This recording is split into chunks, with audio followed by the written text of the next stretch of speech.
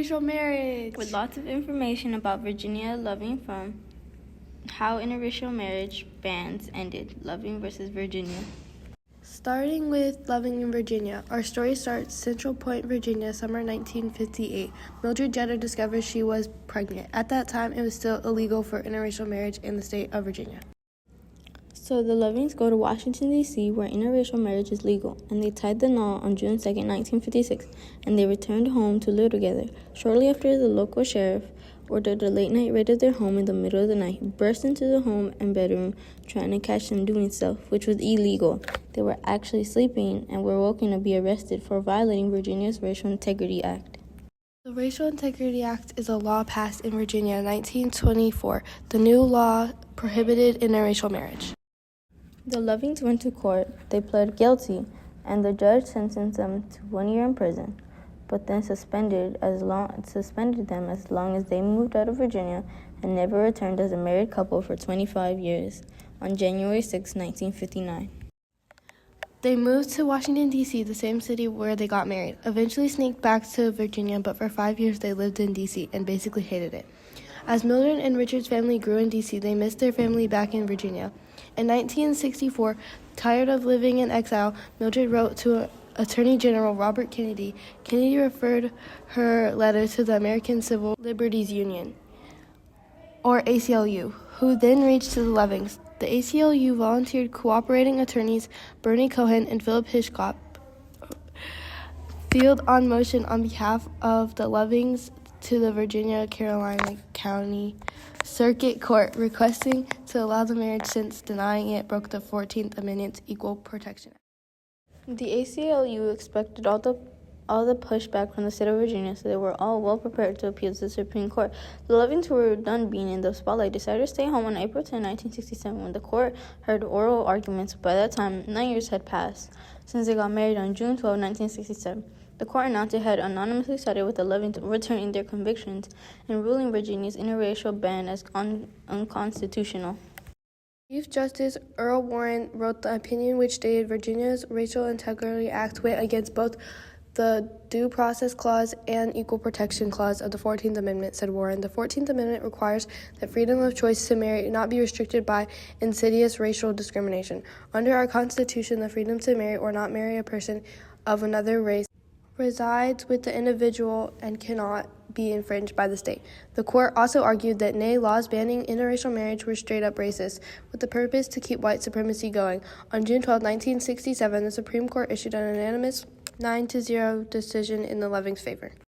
Despite the court's unanimous opinions in Loving versus Virginia, interracial marriage bans remained in the books in several states. The authorities couldn't enforce them now. The last state to get them off the books was Alabama in 2000. After Loving versus Virginia, the number of interracial marriages steadily increased across the United States. In 1963, 3% of new marriages in the country were interracial. By 2015, it was up to 17%. Loving versus Virginia also paved the way the legality of same-sex marriage several decades later. There were a lot of anonymous Supreme Court decisions in the 1950s and 1960s because of the original court decision with the Lovings. This graph shows info how interracial marriages steadily increased throughout the years. There are many interracial couples that have benefited from the Lovings court case.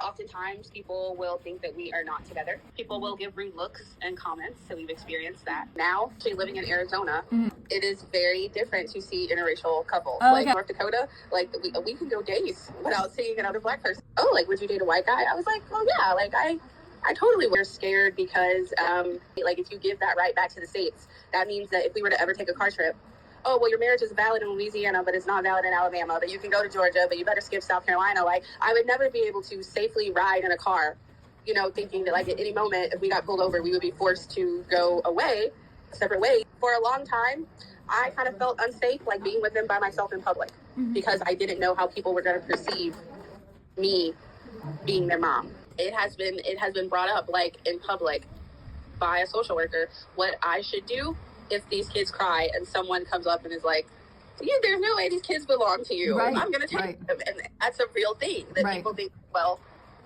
they don't match. And so like the things that happen to me is with my kids is actually like insane. That someone could say, because you don't look like them. Right. There's no way that could be your child. Call the police. Are you supposed to be with them? Or like if one of them were to cry, like is someone going to think that I'm hurting or like kidnapping this child because they don't look like me? And I'll show you like this picture, right?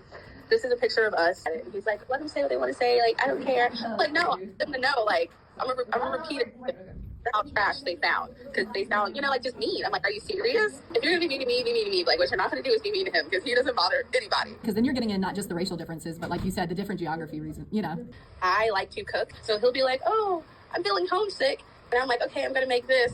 And he's like, this tastes just like my mom. So like now I've added Norwegian food to my repertoire. We need to be talking about what people fought for us for in the 50s and 60s and 70s, because we're in a new time period where we need to be remembering what our rights are and like what people have fought for, and then like demanding the government to continue to ensure the things that, were fought for in the 60s. And I'll say this, and I'm pretty sure Dr. Johnson would help you, just so you guys can understand. For so long, a lot of this is framed as civil rights, meaning that it's only a problem because the United States is not allowing it to happen to its citizens. Right. A lot of these are human rights issues. Right. The idea that you can't marry who you want to marry. Right. Is it sad that it's happening in the United States? It is very sad. Mm-hmm. But unfortunately, if someone that looks like me, if you go to Canada, they're fighting the same struggle. And so my thing is like making sure that we not only frame it in a civil rights context, but it's a human rights issue that at some point, if they overturn Love v. Virginia, the United States has said, well, we're deciding who you can and can't marry. Right. It's a civil rights issue. Right. At the bottom of it, when you are taking away people's right to education, right to support themselves, right to even just have a life and marry who they want to marry, you're denying them human rights. My husband is Caucasian white, and my parents are from the Philippines, so I'm Filipina.